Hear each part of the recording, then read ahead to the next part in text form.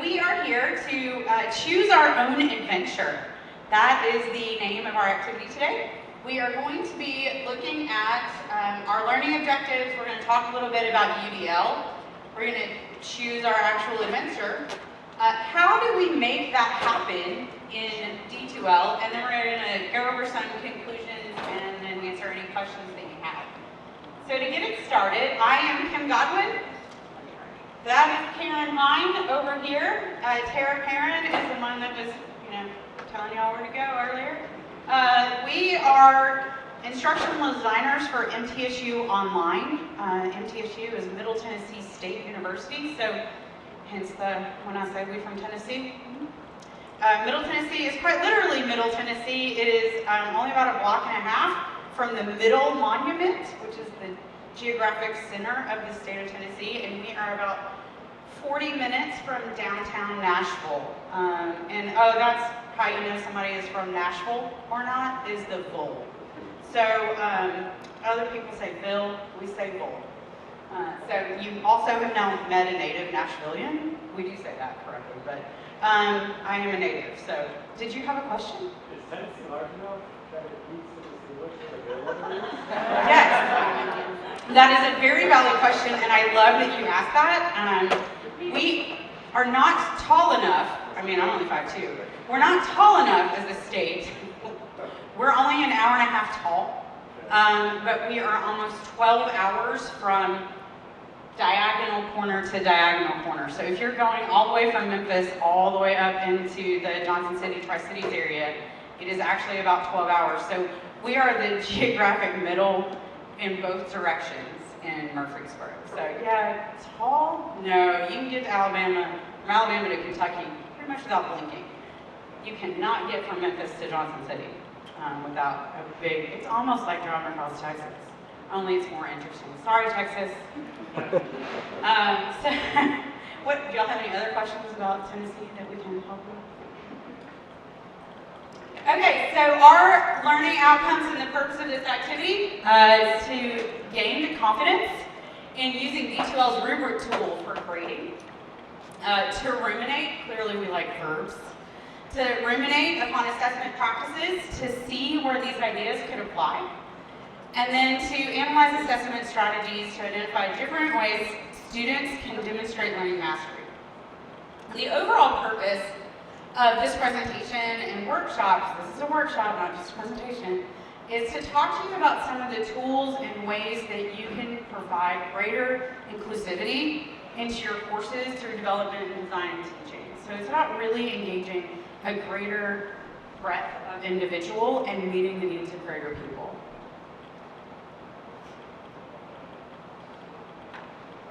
So UDL, do y'all know what UDL is? Anybody know what UDL is? So UDL is Universal Design for Learning. So side note, I teach in the College of Education.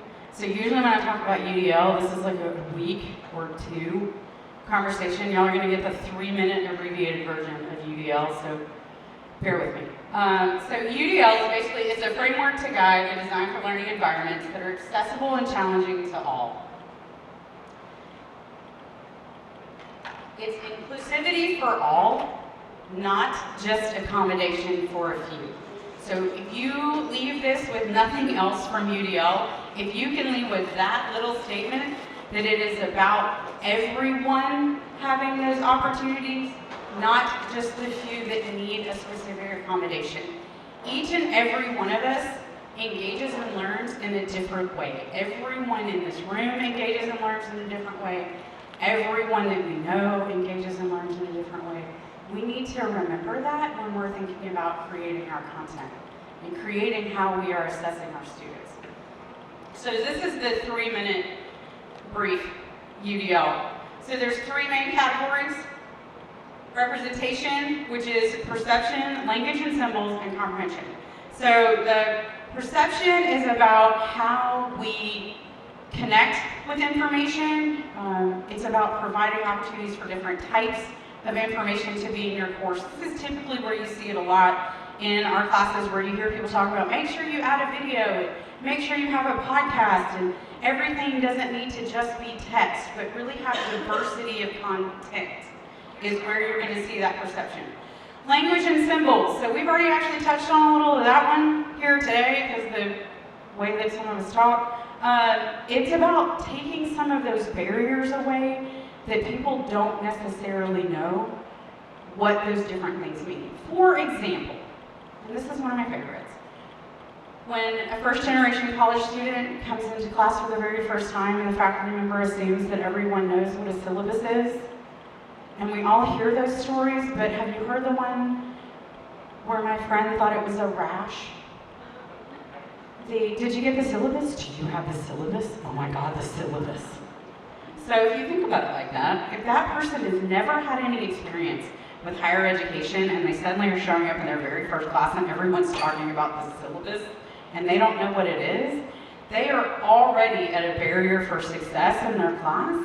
And it could be something as simple as, like when I explained earlier, y'all and all y'all, these are very small things, but assuming that other people know those things, and if there are second language issues, if there are vision issues, if there are hearing issues, or there are any of those things that could be barriers to student success, it's about being aware of what those things are and consciously addressing them in the beginning, not waiting for someone to tell you they don't know, just assume that you need to tell people things. Moving on to action and expression, that one is actually the area that we're going to talk about the most for this activity. Physical action is obviously about how you physically move and manipulate things. If you've never done the mouse click test on a website, you should do that at some point. That you don't use your mouse and you work your way around the website using just the keys on your keyboard. If you've never done it, it kind of freaks you out a little bit. I suggest doing it with either your institution, agency, or organization to see whether or not their institutional website is actually accessible for people who cannot use a mouse. You might be surprised what you find out. Expression and communication is the one that we're really going to focus on this time. Expression and communication is about how we as learners express what we have learned. It's how we communicate back our knowledge and our information that we've gained from our experience. So that's where we're really going to focus. So I want you to go ahead and just start thinking about what I mean by that. And it means that, how many of you were in the spotlight this morning and they showed us the stuff? So what were the big things that they showed us in terms of activities and assessments? Do you remember? They were like quizzes, discussions. They show any others? They probably showed the assignment folders. So they showed us the big three, which are the three in D2L. And that's really, we have others that are cool and we can do other stuff with. Those are the big three that we're talking about. When you think of quizzes and discussions and assignments, what are you thinking about instinctively, right off the top of your mind, how we respond to those? So that's what we're going to look at today, is how we actually discuss those different things, how we manipulate those things, and how we are able as learners to convey our information differently. So it's not just answering the quiz, it's not just discussion, it's not just turning something into an assignment, but how are we doing those things, and how are we encouraging our students to do those things in a different way. Executive function deals with higher order thinking, so making sure that we are actually getting our students to a higher level. The way to think about that, just a little bit in terms of UDL, is that if they have barriers to physical action, or we have barriers with language and symbols, we're so focused on the things we don't know or can't do that we don't make it to the higher order thinking. So it's great if we have an awesome verb, but if we are having a hard time getting our students past that first level because we didn't meet that basic barrier, then we're not making it to executive function, we're not making it to those higher order thinking skills.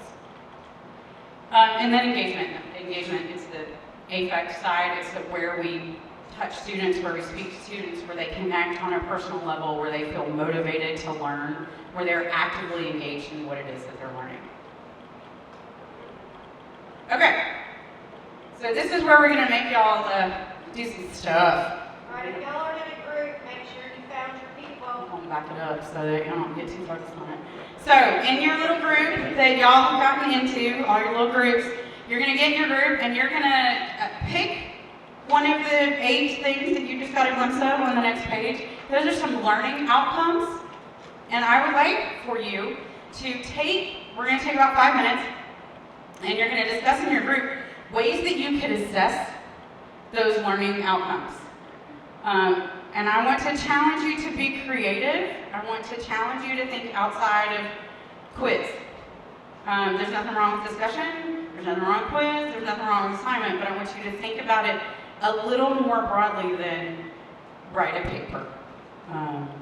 But think greater. So you're going to have about 5 minutes. We don't care which of these 8 activities that you pick within your group, but we do ask that you make some notes because you're going to be sharing with us what some of those activities are. We have some post-it notes if y'all want to write down, or you can just later shout them out, but if you could pick someone to be your scribe, that would be fantastic because sharing is caring. All right, here are your 8. I will read them to you, not just because of the room, but because we are being recorded. Number 1 is describe the categories of balloons or faint. It doesn't matter to us which. You can tell we were using faint when we did this because we used ruminate and gain confidence. Identify the bones of the hand. Number 3, present the process of making sausage balls. All right, y'all know what those are, or is that a language symbol issue? It's biscuit, sausage, and cheese. That's it. I'll teach y'all the recipe later if y'all don't know. 4 is create a learning resource on changing windshield wiper blades. 5, evaluate the pros and cons of sitting in an emergency exit row. Can you tell where I was when I was making up some of these activities? 6, articulate the joy of Harvest Cheddar Sun Chips over Cool Ranch Doritos. We can debate as to which way that should go. You can challenge me the other way. Express your thoughts on Android versus iPhone, and demonstrate your 6-song playlist. So these are the 8, so discuss amongst yourselves some ways that you might be able to measure learning. What is the assessment and how can students give you their learning in a different type of format, even if we're using the basic D2L sets. So ready, set, go. 5 minutes.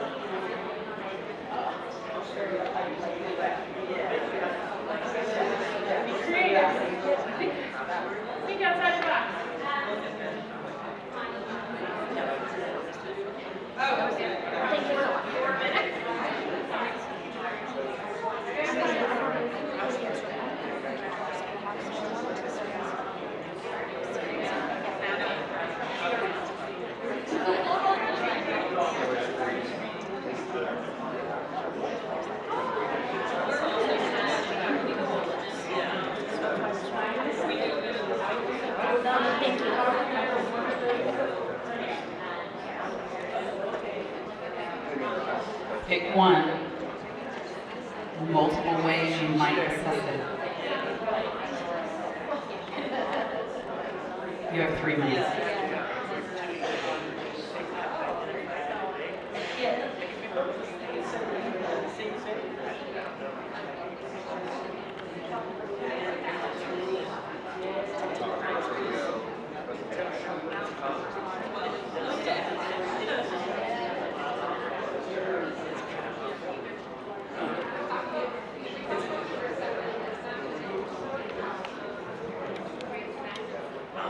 Karen says you have 2 minutes. I think it's probably like 2.5.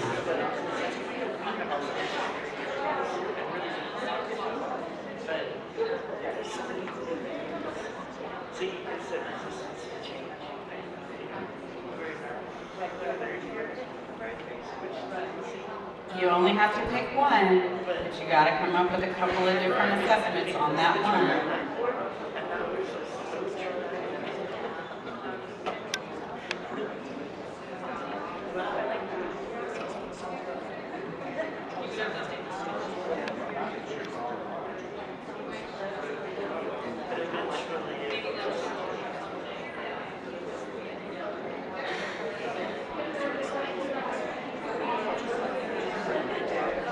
Not have to be online only, it could be anything. I mean, it is D2L, so, but anything works. And is that submitted online or created online?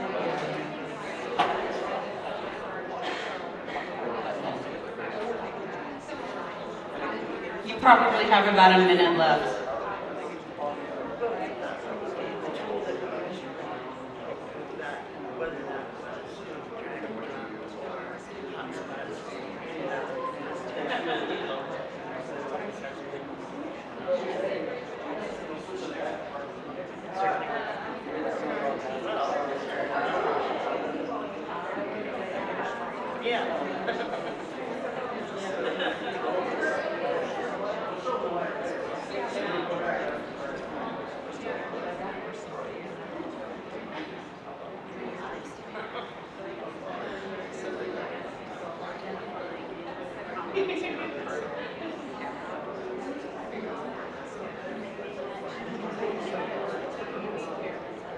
Like 30 seconds.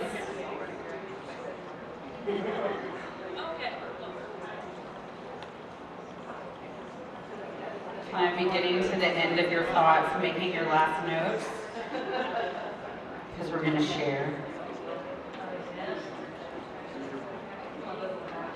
Okay, like 10. Sharing is caring. Be prepared.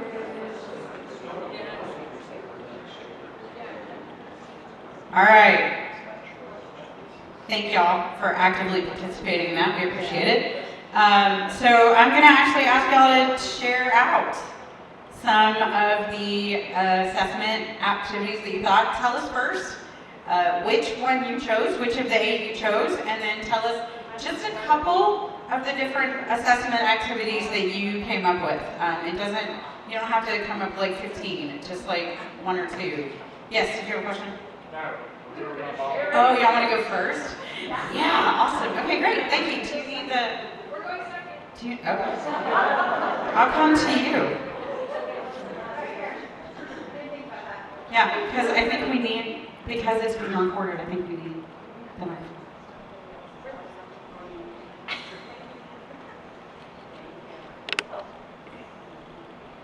So we decided on number 2, ID, the bones of the hand.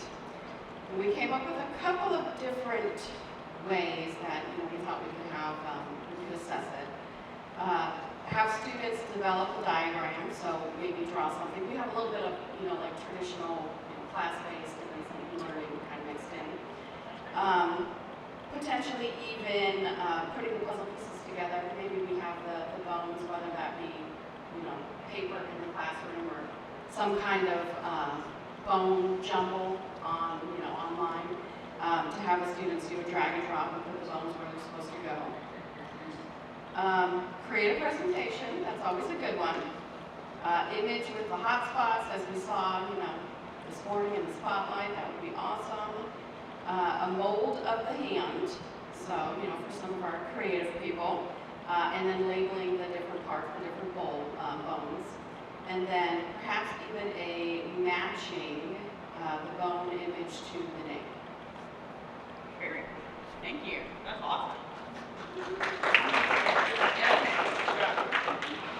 All right, number 2. Thank y'all.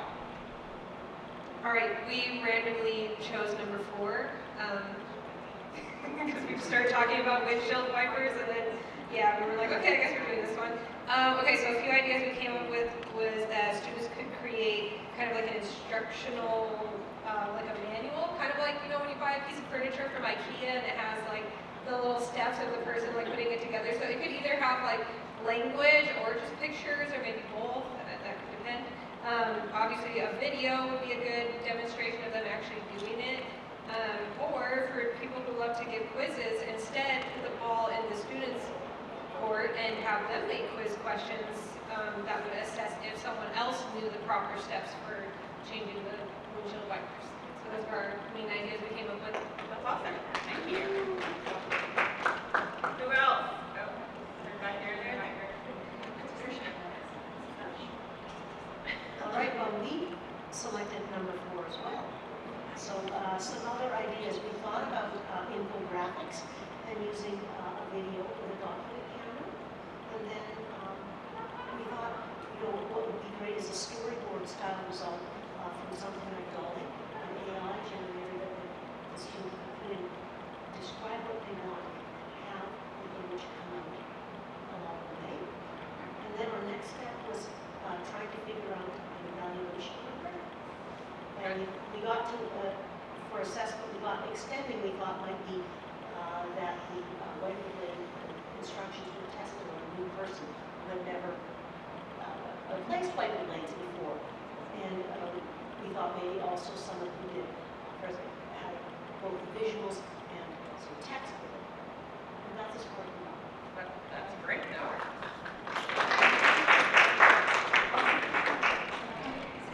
So we chose Demonstrate Your 6-song playlist, and we had a number of ways we would assess this. We would have the students perhaps design a playlist that they could use specific to that course, create a name that tune kind of game, use a social media platform of choice to videotape it however they like, or do an in-person performance or medley of the songs.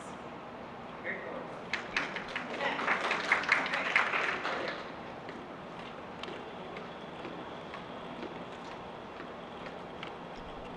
We're representing Maryland over here, although we didn't know our third person until we met, so it's fake. But I'm a middle school teacher. We have college as well, and we kind of looked at TikTok. We kind of looked at videos and YouTube. And so we chose number 6, articulating the joys of harvest cheddar chips or Cool Ranch Doritos. We'll debate that a little later. But we were thinking one could be a PSA on the positives and the negatives of either.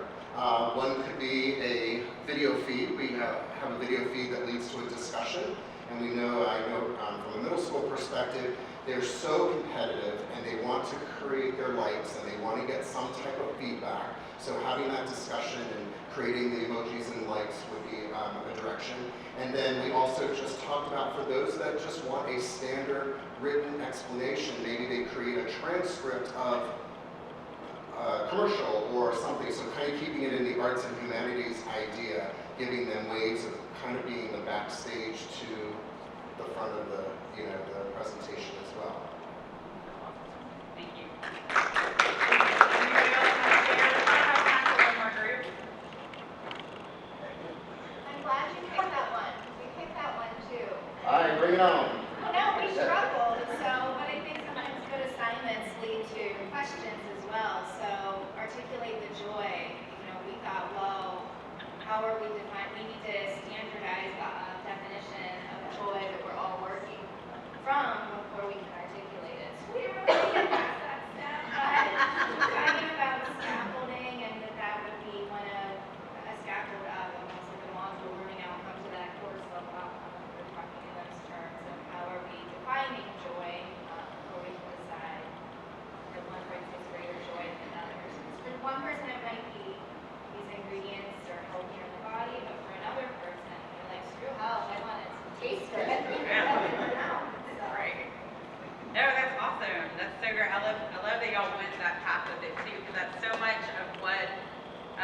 UDL is about is that greater level of thinking, and because of my fast 3 minutes, this is UDL. Comprehension, which is in that first one, is actually about scaffolding.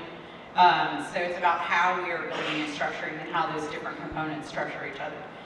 So fantastic job. So I don't know that y'all know this, because I'm sure y'all were looking at the back of the room while we were doing this. But let's see if I can use technology. Oh, I don't know what it is. I broke it. I broke the system. I didn't really break the system.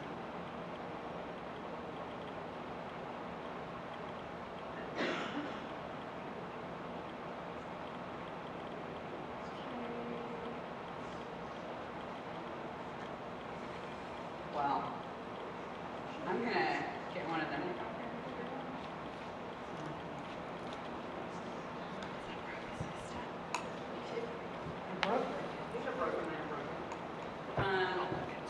Anybody know what that's from? These are broken, mine are broken. Okay, so we're not going to use this until I can figure out how to make it work. But I can tell you what we're doing.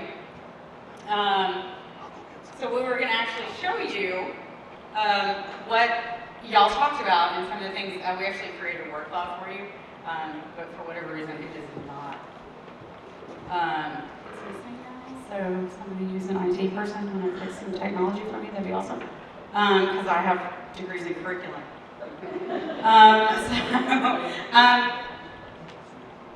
Yeah, it's still here. I just can't get it to show on the thing. Like I don't know what it did. I don't know what it did.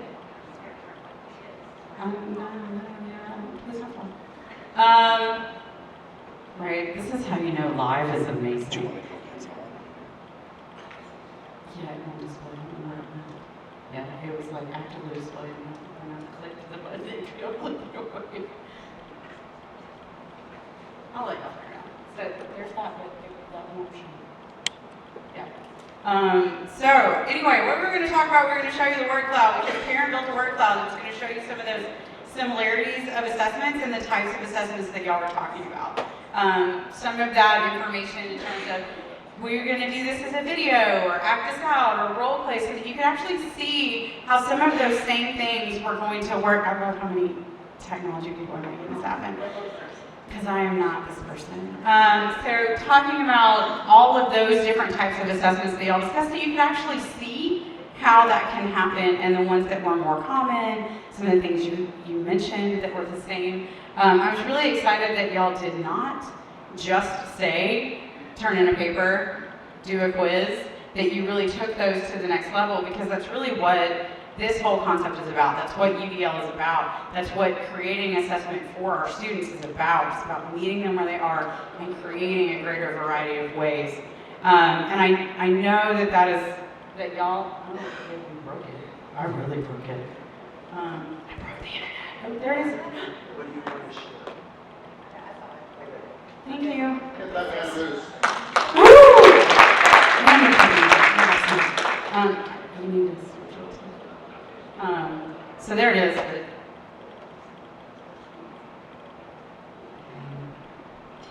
So since I think it's done, isn't it?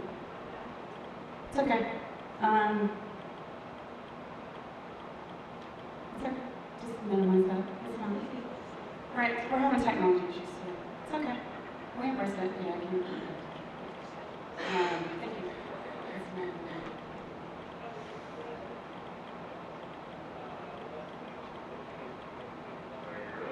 No.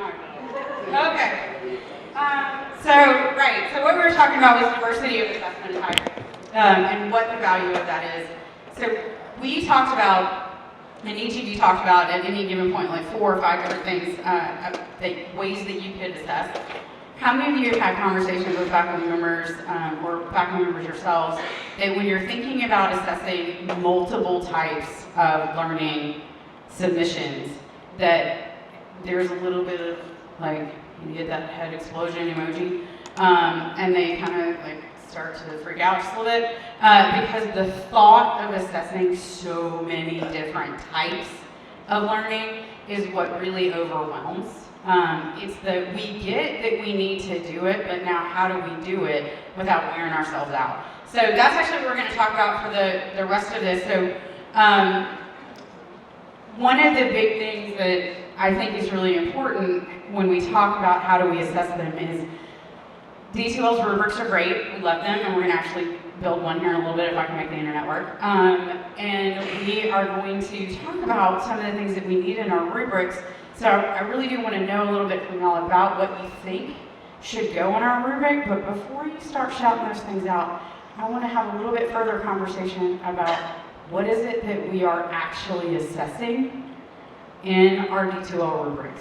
And maybe it's just me or just us that have this problem at our institution, but that, you know, there's like a 25-point assignment that ends up somewhere in your class as a discussion or an assignment folder or something. 20 of those points are on things like timeliness, spelling, page count. They're not on things like learn a thing, content, actual knowledge. They're very focused on those components of, oh my gosh, you turned it in 1 minute late, so that's 17 points off of the 25 that were available. What is it that we're assessing? Well, we obviously have a strong opinion about these. What is it that we're assessing when we're looking at those rubrics? So that's really part of what this is too, is this gives an opportunity to have those conversations, because part of that, how do you assess something when everybody's turning in something different, goes back to what is it that you're actually assessing. If you are assessing the learning, if you are assessing their application of knowledge, if you are assessing the information that they're gaining, then you're not actually having to create a rubric that has 20 things in it. You're not having to really get into the nitty-gritty of every page has the specific amount of information, because of that 25-point assignment, 22 of it is going into content-related things, and the other 3 are going to formatting things. So really thinking about that as we get ready to start building this rubric. So I want to kind of hear from y'all some of those things that you think need to be included, and I'm not saying timeliness is bad. Just because I don't include it doesn't mean you can't. I'm just saying, think about level of worth in the assignment. Yeah. Oh, well, I give an example. I was recently working with a faculty member, I think it was she was teaching psychology, and so she had brought in a rubric that she had gotten from another professor, and we were just looking at it to kind of see what edits we could make, and it was kind of like what you were talking about. There were a bunch of points towards creativity and like spelling and grammar and things like that, and you know, I was telling her like, well, what is it that you want your students to take away from this project? And she was like, well, I really want them to find research that is going to support the arguments that they're making about whatever they were researching, right? And trying to prove in their project. And I was like, okay, well then, you know, do we need 25 points? Like a fourth of the grade is going to creativity. Like we're not in an art class. That's not our priority here. Creativity is nice. We appreciate it. But we could probably get rid of that category in this class, because our, you know, her priority was basically them doing correct ABA citations to support their reasoning. And so we reworked this whole rubric, and also like the point values too were very interesting. We were like adding it up, and I was like, if they get like the 3rd category, they're gonna get a 67, and if they get all of the 4th category, they get 100. And she was like, oh, that's not good, you know. And so I was like, okay, so what kind of point distribution do we want, and what do we actually care about the students doing well? I think we can get a little crazy and do too much with our rubrics, and I think sometimes simple is better, and that's how that can be helpful when we're doing multiple assessments. If we're assessing for the actual learning objectives, you don't have to have 17 different rubrics that are going to assess your students' understanding of this thing, whether they did a presentation or a poster or an infographic or a video. You can make your life easier if you want to. You gotta be thoughtful about how you're doing that. Absolutely. It's about that intentionality in the very beginning.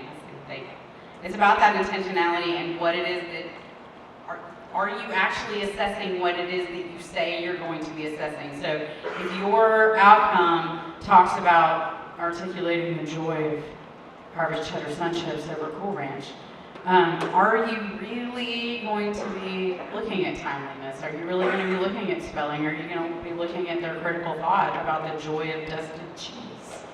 That's where you're really looking at for that. So what other thoughts do y'all have about that? Yeah? A problem that I've noticed with some faculty is that they might have many assignments, and so they want to make this one fits all rubric and then just applies to all their assignments. So it's so general that it's not assessing really what they're looking for. And Sure. So I think they have to add all that additional stuff in the feedback. And so they're creating a word for themselves as well. Right. Instead of doing the, that makes sense. And the looking at it in terms of, let me have just this one and assign the same rubric, because they don't know there's a copy for the rubric that you can copy your rubric and then just change like one thing. So it's not as much work. Yeah, I think that is definitely where they just want to make it fit, and it doesn't always fit. So, I mean, y'all really do have the main point for that, but I think the thing that you'll want to take with you on this one, and I will share this with you because, again, technology is winning today. I was going to show you an example, and I can't get it to pitch. But what it talks about in one of the examples is that there's a category that I really encourage when I'm talking with faculty that is analysis and application. And if you're focusing on analysis and application, so looking at it in terms of you are taking the information, you are processing the information, you are applying the information. If you have a 25-point assignment, why is that not 20 to 22 of those points? And if you have that, then you really only need one other category that's like random other stuff that you can throw in there. So it really can be an all-encompassing and kind of figuring out how that works. And then within that analysis and application, that's where you talk about those learning components. That's where you talk about whether or not they met those learning outcomes, because it's about making that connection. It's not about whether or not their infograph was blue or purple. It is about whether or not they made the connection to the learning. And I have like 1 minute left, is that right? So just remember, use the copy feature in D2L. And do that as much as you can. And have those conversations with your faculty about really what it is that they are assessing. And we will send y'all some exemplars of some rubrics and stuff, or we'll put them in the speaker portal, because I hear that's where we can find things. And so we'll put them in there for you. A couple of things we just wanted to share that were examples that we've gotten some great feedback on.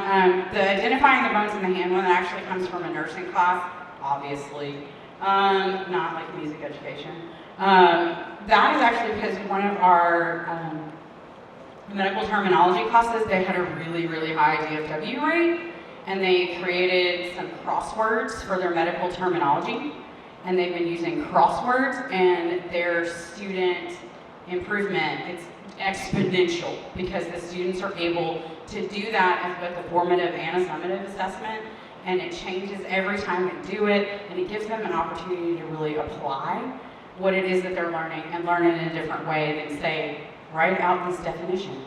And one of the other ones is, so there's 6 lenses for ethical decision making, depending on who you read.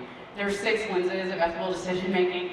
In a class that we just worked with, the faculty member actually had the students use memes to describe the 6 lenses. The students were really freaked out at first that they had to come up with memes, but they were still talking about it, not only at the end of that semester, but the next semester and the next semester, because they remembered it, because it really connected with them in a way more than just write out what this lens means. So really have the courage to try something super crazy. Your students will tell you if they hate it, but they'll also tell you if they hate it and then later love it. So feel free to do that and have a good time with it. And just think about your assessments so it makes sense. Do y'all have any questions before we go? Sorry for the technology problems.